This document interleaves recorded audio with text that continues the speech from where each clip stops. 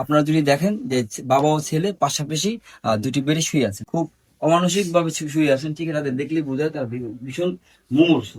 আসসালামু আলাইকুম প্রিয় দেশবাসী। শরীয়তপুরকে কেন্দ্র করে এত অভিযোগ কেন?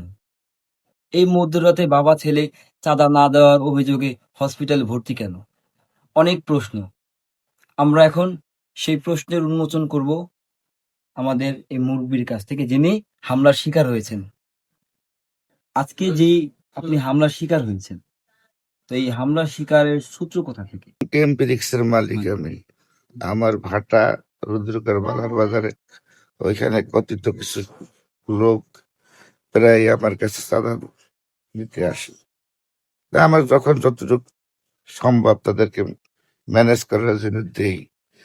এইবার তারা সংঘবদ্ধ ভাবে তারা বলছে যে আমাদের যদি এখানে ভাটা করতে হয় প্রতি বছর 5 লক্ষ করে টাকা দিতে হবে। মানে আপনারা যদি আপনি হচ্ছেন MKS, এর মালিক। আচ্ছা, এটা মূলত হচ্ছে ইট ভাটা সংক্রান্ত চাঁদাজনিত ইস্যুর কারণে আপনার হামলার শিকার হয়েছেন। তো মূল সূত্র হচ্ছে যে আপনি এই হামলার শিকার কখন হয়েছে? 10টার পরে, রাত্রি 10টার পরে। আজকে রাত 10টার পরে, আজকে আজকে আজকে রাত 10টার পরে। আজকে 12ই ডিসেম্বর হ্যাঁ, আপনি রাত 10টার পরে হ্যাঁ, আপনি হামলার শিকার হয়েছেন। হ্যাঁ। তো এখন বাজে রাত 3টা, আমরা আপনাদের কাছে আসি, আপনাদের ফোন পেয়ে আসছি। তো বিষয়টা হচ্ছে যে এই যে ইট ভাটার যেই ব্যবসাজনিত যেই সংক্রান্ত, যার কারণে আপনারা আজকে হামলার শিকার হলেন। তো এই যে স্থানটি কোথায়? রুদ্রকর বালার বাজার। রুদ্রকর বালার বালার বাজার। তো আপনি হামলার শিকার হয়েছেন আজকে রাত 10টার পরে। তো এই রাত 10টার আগে কি ঘটেছে? আপনার সাথে কি তাদের সাথে কোনো যোগাযোগ ছিল এর আগে? না, আমার সাথে আজকে কোনো যোগাযোগ ছিল? আমার ভেকুতে আমার ওইখান থেকে মাটি কাটতেছে। মামলার সূত্র মানে এই ঘটনার সূত্র যে ভেকু ভেকু দিয়ে মাটি কাটতেছে আমার নিজের জায়গায়, আমার ক্রয়কৃত জায়গায়। ওই জায়গায় যেখানে মাটি কাটতেছিলেন, ওই ওটা আমার জায়গার কেনা নিজের কেনা জায়গা। আমার ভাটার মধ্যেই। মানে আপনার প্রমাণাদি সব হ্যাঁ, তথ্য আছে যে হ্যাঁ। জায়গা আপনার নিজের। আমার নিজের। ঠিক আছে। তো তারপর কি হলো? তখন আমার বেকুর লোকের বাধা দিছে, মাটি কাটতে পারবে না। তখন আমার ম্যানেজারে বললো এখানে যাও। ম্যানেজার বললো যে এরকম লোক আসছে, ওই তারা ভেকু মাটি কাটতে দেবে না। তাই আমি বললাম যে কে কে আসছে, ওনাদের আমার একটু কথা বলো। হুম। আর ওরা বলতেছে তার এখানে আসতে বলো, হুম। তারে আসতে বলো, আমরা মোবাইলে কথা বলবো না। মানে তারা তারা আপনার বেকুর ড্রাইভারের দ্বারা আপনাকে খবর পৌঁছাইছে, আমার আপনার ম্যানেজারকে দ্বারা, হ্যাঁ, আপনার ম্যানেজারকে দ্বারা খবর পৌঁছাইছে হ্যাঁ, যে তারা আপনার সাথে ফোনে কথা বলবে না, হ্যাঁ, সরাসরি আপনাকে যাইতে বলছে। হ্যাঁ। আচ্ছা, তো তারা সরাসরি যাওয়ার পরে কি হলো? যাওয়ার পরে বললাম, আমি যাওয়ার পরে বলছে যে তুমি মাটি কাটছো এখানে। আমি বলছি আমার জায়গায় আমি মাটি কাটছি, জায়গায় আমি মাটি কাটবো, আপনার সমস্যা কি? যে আমার সমস্যা, এটা আমার জায়গা। আমি বললাম, না, এটা আমার দলিল করা জায়গা না, এটা আমার জায়গা। এই বলে আমার উনি ধর সালারে। এরপরে আমরা সাইদুল মির্জা, নুরু মির্জা, আফজাল মির্জা আমারে বিভিন্নভাবে হাকিম মির্জা হুকুম দিছে, মানে হুকুম দিছিল হাকিম মির্জা আমার মারধর করে এবং ইট দিয়া পিটায় আমাকে। আমি এরপর দৌড় দিয়ে আমি আইসা পড়ি আমার ঘরে, আমার অফিস রুমে। সেখানে এসে আমার ঠিক মাইরে আমার মাথা ফাটিয়ে ফেলায়, আমার ছেলেরে মারে। এরপরে আমি পুলিশ থানায় টেলিফোন করি, থানার পুলিশের সহযোগিতায় আমাকে ওইখান থেকে তারা উদ্ধার করে। উদ্ধার করার পর আমি হাসপাতালে আসি। হাসপাতালে আমি এখন ভর্তি। এমনকি আমার ভাই থানায় এটা অভিযোগ পত্র দেওয়ার জন্য থানায় গেছে। তো আমি একটু বলতে চাই প্রিয় দেশবাসী এবং শরীয়তপুরের উদ্দেশ্যে, আপনারা আমাদের এই মুরব্বীকে দেখেই বোঝা যাচ্ছেন যিনি ভিকটিম, উনি এতটাই মুমূর্ষু এবং অসুস্থ, উনি ঠিক করে কথা বলতে পারতেছেন না। তো তার অনেক কথা কি বোঝাও যাচ্ছে না। তো আমি বিষয়গুলো একটু ক্লিয়ার করি। যেই মাটি কাটা যে জায়গাটি ছিল, সেই জায়গাটি ওনার নিজস্ব মালিকানাধীন জায়গা। তো এই যে আপনি যে চাঁদার একটা বিষয় বললেন, হ্যাঁ, এই চাঁদার পরিমাণ কত টাকা? চাঁদা পরিমাণ আগে অল্প অল্প 10,000 5,000 এরকম। এবার বলতেছে যদি এখানে যদি ভাটা করতে হয় তাহলে 5 লক্ষ টাকা আমাকে দিতে হবে। আপনাকে তাদেরকে 5 লক্ষ টাকা দিতে হবে। 5 লক্ষ টাকা দিতে হবে। আচ্ছা, তো এই চাঁদা দাবি কে বা কারা করে? এগুলো ওই সাইদুল মির্জা গং সাইদুল মির্জা গং গং, তাদের ঠিকানা রুদ্রকর বালার বাজার। রুদ্রকর বালার বাজার। আচ্ছা, ঠিক আছে।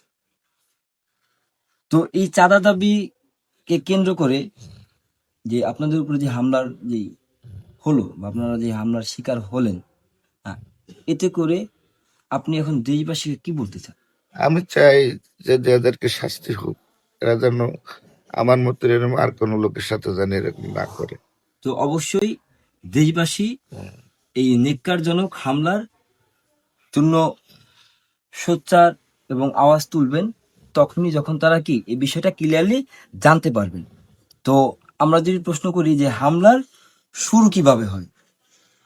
হামলার শুরু তো আমাকে যখন ওইখানে আমি যাই, পৌঁছানোর পরেই ওনার সাথে বাকতর্ক হয় যে জায়গা নিয়ে, জায়গা আমার। আমি বলছি আমার জায়গার মাটি আমি কাটি, তো আপনার সমস্যা কি? এই জায়গা কি তাদের কি ছিল আগে? তার ভাই ছিল আগে। আগে তার ভাই জায়গা ছিল, তো ভাইয়ের থেকে আপনি জমি আমি কিনে নিচ্ছি। আপনি মালিক হয়েছেন, ঠিক আছে?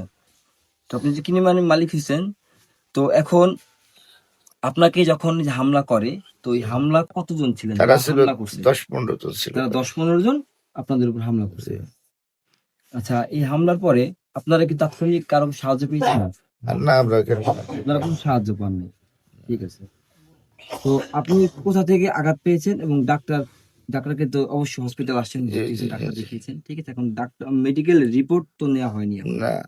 তো প্রাথমিকভাবে আপনাদের অসুস্থতা দেখে বোঝা যায় আপনি গুরুতর অসুস্থ। তো যারা এই হামলা করেছেন এবং এই সুন্দর পবিত্র এই শরীয়তপুরে চাঁদার মতো নেক্কারজনক ঘটনা ঘটেছে, এটা সত্য মিথ্যা অবশ্যই যাচাই করা হবে। যদি এই ঘটনা সত্যি হয়ে থাকে, এই চাঁদার প্রসঙ্গ যদি বাস্তব হয়ে থাকে, অবশ্যই প্রশাসনকে আমার দাবি থাকবে এবং আমার অনুরোধ থাকবে, এই যে একজন বৃদ্ধ মুরব্বী এই বয়সে এসে উনি এই ধরনের একটি হামলার শিকার হয়েছেন, এতে করে আমি যতদূর জানি এর পূর্বে ওনার একটি অ্যাক্সিডেন্ট ঘটছিল। তো সেখান থেকেই উনি অনেক অসুস্থ, অনেক দীর্ঘদিন উনি অসুস্থতার মধ্যে দিয়ে যাচ্ছেন। তো তাকে যেই ক্ষতিগ্রস্ত করা হলো, উনি একজন ব্যবসায়ী মানুষ, ইটভাটার মালিক। তো এই যে ইটভাটার মালিক ইটের জন্য মাটি কাটবে, মাটি জড়ো করবে, ভেকো চলবে, এটা তো কোনো অপরাধ না, ব্যবসা সবাই করবে। এখন বিষয়টি কেমন হলো, এই স্বাধীন বাংলায় কেউ স্বাধীনভাবে ব্যবসা করতে পারবে না? তো প্রিয় দেশবাসী, আমি আপনাদের কাছে প্রশ্ন রেখে গেলাম।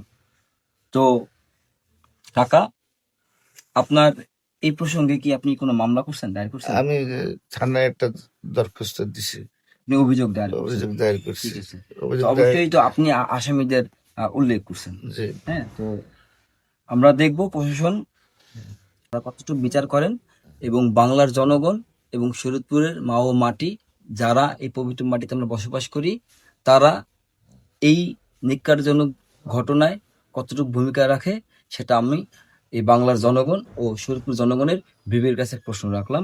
তো এখানে আমরা যতটুকু জানতে পেরেছি যে আপনার ছেলেও এই হামলার শিকার হয়েছে। এখন আপনারা যদি দেখেন যে বাবা ও ছেলে পাশাপাশি দুটি বেডে শুয়ে আছেন, দুজনই দুটি বেডে শুয়ে আছেন, খুব অমানসিক ভাবে শুয়ে আছেন, ঠিক আছে। তাদের দেখলে বোঝা যায় তারা ভীষণ মুমূর্ষু। তো তাদের যদি জখম যদি আমরা প্রমাণস্বরূপ দেখাতে চাই, তারা কি আসলে কি আহত কিনা, তো সেক্ষেত্রে দেখেন এই যে এখনো গেঞ্জি এখনো রক্তাক্ত, এই যে এখনো গেঞ্জি, যে এগুলো রক্ত, হ্যাঁ, তারা এখনো রক্তাক্ত। আর এই দেখেন, ঠিক আছে, এখানে বাড়িটি দেওয়া হয়েছে, হ্যাঁ, আহত। এবং এই যে আমরা মুরগির কাছে যদি আসি, অলরেডি এই দেখেন, এই যে রক্তাক্ত, এই যে আঙুলে রক্ত, হ্যাঁ, এই যে আঙুলে রক্ত, ওই জামাতে রক্ত, এই যে মাথা রক্ত, হ্যাঁ।